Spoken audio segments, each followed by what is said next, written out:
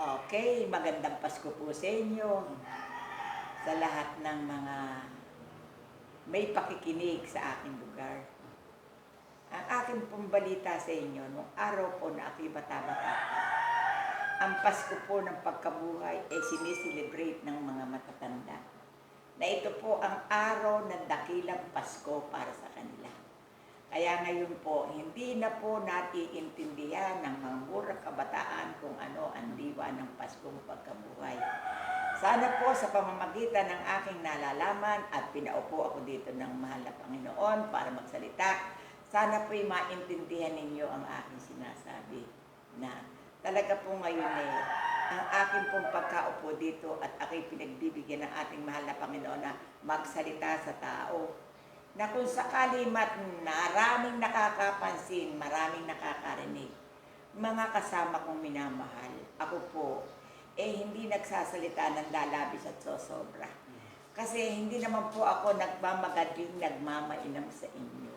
Kaya lang po ako umuupo dito dahil ito po'y atas sa akin at ako'y inutusan ng ating mahal na Panginoon na ako'y isang babaeng ipinako ng 15 beses sa krus. Kaya yung pong mga new generation na marami po silang pinag-iisip kung ano ito, ako po'y nakahanda, nakaharap sa inyo, na wala po akong masasabi ko kung wala po akong bahid dungis na kasalanan. Kasi hindi ko po ginasto na ako'y ipako sa krus. Ito po'y dumating lamang sa aking buhay na ako'y pinatulog ng 4 na gabi at 5 araw. Ako po ay sumunod sa lahat. Pero sa biyaya po ng ating mahal na Panginoon, hindi po nadihado ang mga taong may paniniwala.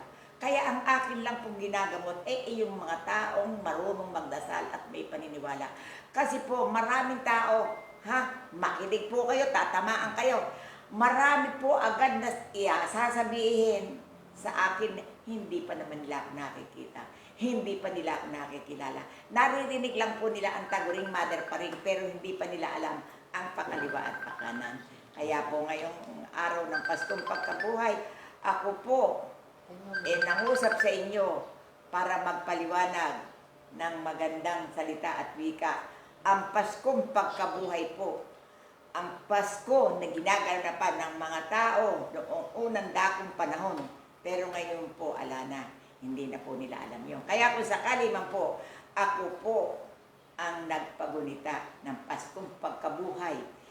Kung kayo susunod sa akin, kung narinig nyo ang aking sinabing igay ni Paskong Pagkabuhay, kung may lola kayo, may lolo, may nanay, may tatay, umpisahan nyo na po ang pamasmas ko. Ganito po ang sabi, Tatay, ako po'y mamamasko sa inyo dahil narinig ko po sa St. Joseph Chapel na napakabiyaya po ng araw ng Pasko na ito dahil kahapon, kamakalawa po'y nagdaan ang Biyernes Santo sa biyaya ng Panginoon. May talab po ito. Biyaya para sa tao, may talab po sa hanap buhay. May talab po sa masusunod ng inyong pangarap. Sa madalit salita po ang inyong dinadasal. Pag kayo namasko sa inyong magulang, namasko kayo at binigay nyo respeto sa lola at lola ninyo, basta nakatatanda, areglado po, may biyaya kayo sa Panginoon. Ito pa po sasabihin ko sa inyo. Ako po'y muling sumigaw. Kayo po maniwala sa aking sasabihin at ito po'y hindi ko ginusto. Wala po akong alam dito. Kung kayo may kapatid na matanda, sa araw na ito, batiin nyo, Pasko kuya, Pasko ate. Maganda po mararating ninyo. Ang akin pong nalalaman, isang dakilang pagtuturo sa mga tao. Dahil sasabihin ko na rin po sa inyo. Tignan nyo po ang aking edad, 85. Marahil po, ngayon lang ay makakarinig ng ganitong istorya. Kaya nga po, nung ako'y magsalita ng Biyernes Santo, marami pong mga taong new generation na may kapangyarihan na nasa investigador, marami po silang tanong. Ako po, pinagsalita ng ating mahal na Panginoon na baguhin nyo na, huwag nyo nang balik-balikan ang inyong ginagawang kasalanan. Mas maganda, magsipaligo kayo, magpunas kayo ng asin. Kaya ngayon po, ang asin, ginagamit ko na po ngayon. Bago ko po gamutin ang tao, hinuhugasan ko ng asin, pinapapaliguan ko po rito ng asin. Kaya kung may magpupunta po dito na yung dati at ngayon, Pag po bumalik sila, meron pa po akong paliguan ng asin. Huwag po kayong magtataka. Kasi kapag po kayo hinugasan ko ng asin, ang ibig po sabihin sa aking ginagampanan, lilinisin ko na kayo ngayon. Aastag ko na kasalanan nyo. Hindi na paulit-ulit, di po ba? Pumalakpak naman kayo dyan. Kaya ito po ang aking baywagang parating. Hindi po basta-basta na kayo sumugod kay Mother pa rin. Marami po kayong pag-aaralan. Kayo po na nakikinig sa akin, mag-umpisa na po kayong uminom ng langis. Huwag po pa ulit-ulit na tanong kayo ng tanong. 5 kutsara, kaya nyo. 4 na kutsara, 3. 3 araw na sunod-sunod. Huwag kayong magbingi-bingihan. Yan, tatanda na ninyo yan. Sinabi ko ng ganon, tanong pa kayo ng tanong, namumuyat kayo. Oh, paano naman ang Mother pa rin ba? Ipupuyatin pa nyo, tingnan nyo na nga. Ha? Hindi na nakagagayak. Dati po aking nakagagayak pa ng maganda. Ngayon po, dala palibasa para akong lola, nanay, na marami akong kumpormiso sa mga tao at naririto lahat sa looban ko. Anong mga pumupunta dito? Tumatain ng dugo, umiihi ng dugo, ha? Idadialysis, ha? Hindi matae, hindi maihi, ha? Merong sugat, mataas ang diabetes. Eto na po ang sagot ko sa inyo. Hoy, pag mataas ang diabetes nyo, umpisahan nyo na, uminom na kayo ng 6 na kutsara hanggang 5. 3 araw. Masasariwa po yung inyong diabetes. Lahat po tayo. Marami pong burak sa loob ng katawan. Inom po tayo ng inom ng gamot. Yung pong gamot natin, inaayos lang po natin ang infection pero naroon. Sa ako po ang nakukuha ko. Kagaya nga po sa ngayon, eto po. Tingnan nyo nga po yung nakukuha ko. Oh. Primera mano po ito, number 1. Akin na yung number 2. Ito po ang number 2. Ito, 1 tao lang po kinuna dito. Ha? Ito po ang number 3. Kaya po, ultimo po lahat ng linabo, lahat po nakukuha, mga kapatid. Lahat po ng may diabetes yan. Ha? Huwag kayong manghinayang. Akin na. Ito na po ang pangatlo. Malinis na. Ayan. Hindi na po babalik. Palakpakan nyo. Basta po ang tao ay paladasalin. Basta po paladasalin, napakadali pong kausap. Kaya po sa kagalingan. Kaya po, sinasabi ko sa inyo, ha? Kayong mga niririyan, hindi kayo ngayon at magandang gumayak at kayo may pera. At kumpleto alahas, at kumpleto kotse, at kumpleto building. Hoy! Makinig kayo. Hindi yan ang pinakikinggan. Ang pinakikinggan, yung dakilang pangtunawa, kababaan, respeto, at marunong gumalang. Palakpakan yan. Kaya ngayon, ang nagpapagamot dito, hindi po lahat tinatanggap. Meron po dito na, hindi ko po alam bakit ganun. Kaya ngayon, ang gusto ko, kung may pupunta dito, magdasal muna po kayo. Hindi po inarinig nyo lang yung Mother pa rin, suguran na kayo. Para po kayo magsasabong na tataya kayo sa sabungan. Kaya po Mother pa rin ng Bulacan, nangungusap po ako sa inyo, nagbabalita po ako ng tama at ang mali iwasan natin. Ngayon po, luminya na po tayo sa diretso. Kung sakali man po na ako inutos ang magsalita, wag na kayong humatol. Wag niyo nang hatulan ng Mother pa rin. Alam niyo po ba, antik na po buho ko. Antik na rin po pati kutis ko. Antik na po ako. Bakit? Ba't pa kayo magkakasala? O di ba? Wag na po kayo magkasala. Kaya po ako nakangiti sa inyo. Yung po lahat ng tao, puro po may bakterya yan. Kaya malinis kayong maligo, kaya mabango kayo, kaya nasa inyo lahat ng pera, kaya kayo nakasakay sa first class na sasakyan. Hindi po ganun ang pinag-uusapan.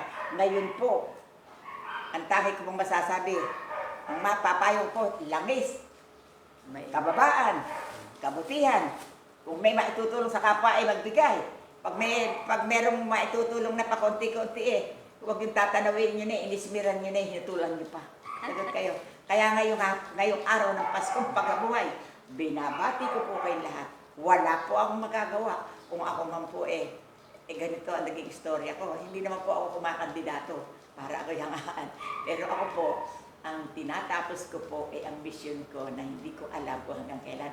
Kasi po dati ang kandila ko ganyan, ngayon po, ayan na lang. Kaya habulin niyo po ang Mother pa rin ng Bulacan. Number 1 po, huwag na po kayong makulit sa pag-inom ng langis. Lalo-lalo na po yung location. At sasabihin ko sa inyo, Barangay Tabig, Giginto, Bulacan, Mother pa rin. Ha? Isang tanong lang dito, sagot kayo, opo. Hindi ko kung minom ng langis, di na po ipit ko. Minom na lang, daso ka po ako. Mga mali yan. Huwag kayong magbata-bataan. Matatanda na kayo. Sagot kayo, opo. Okay. Kaya Mother pa rin ng Bulacan, hindi nagsasawang magsalita sa inyo. At ako pinagpapasalamat sa lahat ng kagalingan ng mga tao, lalo-lalo na po yung mga marurumi ang tiyan dyan. Ha? Kaya lang po, eto sasabihin ko niyo, at maging areglado naman sana kayo. Huwag na kung ano-ano pa sasabihin, maging areglado kayo sa gagawin ninyo. Dahil, alam niyo na po, tutumbukin ko. Napakasakit po makaperahan. Napakasakit po. Hindi lang po yun. Hindi po yun ang masakit. Masakit po ang pera. Palakpakan niyo. Magandang araw po. Magandang Pasko po sa buong daigdig. Lalo po sa amang kataas-taasan. Inang birhing na nagpapala po sa ating lahat. Mahal na Jesus po, na siya po ang ating dinadasalan para makarating kay Ama. Kaya po, kung sakali man po na maraming balita, maraming kwento, maunawaan niyo po na ako po'y binurol ng 4 na gamit 5 araw. Huwag po kayo makarating sa impyerno. Ang impyerno po napakainit, napakamukul ng langis. Ang langit po, bulaklak, napakaganda po ng hagdan. Maluwag. Kaya po kung sakali man, ang aking tumbok pong salita, ang punto de vista ko po sasabihin sa inyo, umayos na kayo. Huwag na kayo mag-intindi na kung ano-anong pera, kung ano-anong pagpapaganda.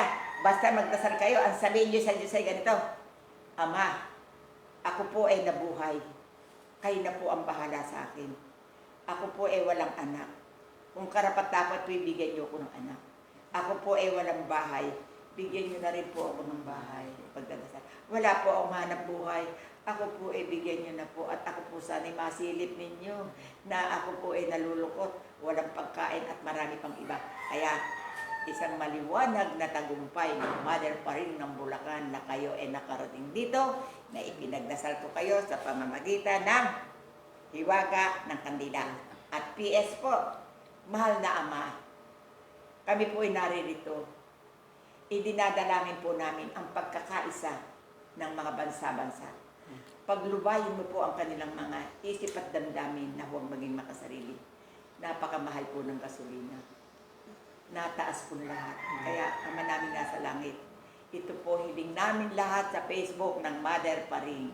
Ang tagumpay po namin, huwag mo po kaming pabayaang maghirap.